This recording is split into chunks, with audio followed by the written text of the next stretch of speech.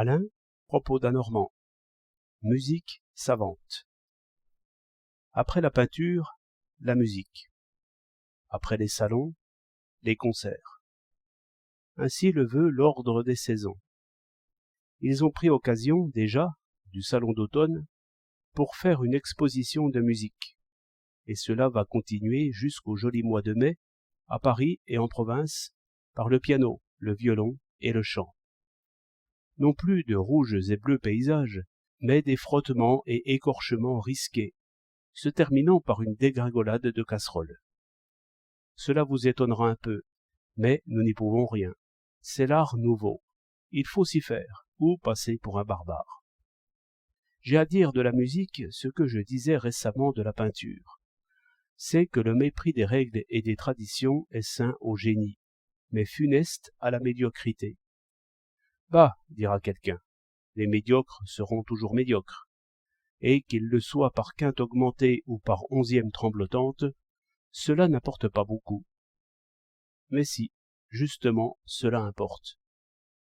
Ayez un piano, faites entendre une basse vigoureuse, n'importe laquelle. Traînez le dos de votre main sur la droite du clavier. Vous aurez quelque chose de supportable, et d'autant plus supportable que vous ferez votre barbouillis plus loin de la basse. Si vous avez un peu d'imagination, cela sera le rire d'un faune, ou bien la chèvre bêlante, ou bien le vent siffleur. Toutes ces musiques risquées sont champêtres, parce qu'elles ressemblent à des bruits confus.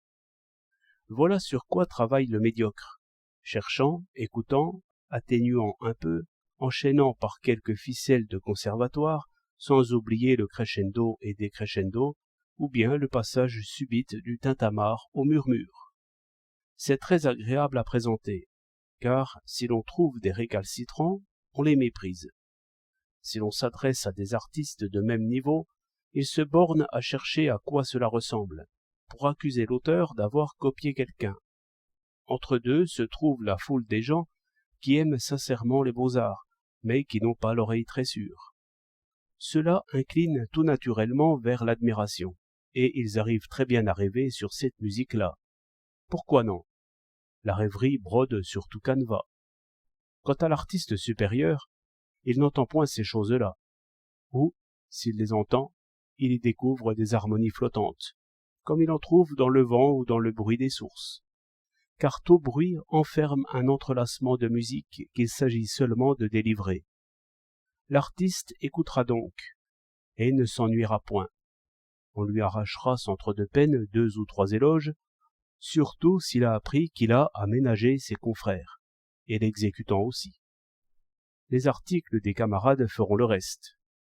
Allons, vous en entendrez de fortes cet hiver, par le piano et les cordes, et pour 3 francs peut-être, car les temps sont durs et les prix baissent. 8 novembre 1909.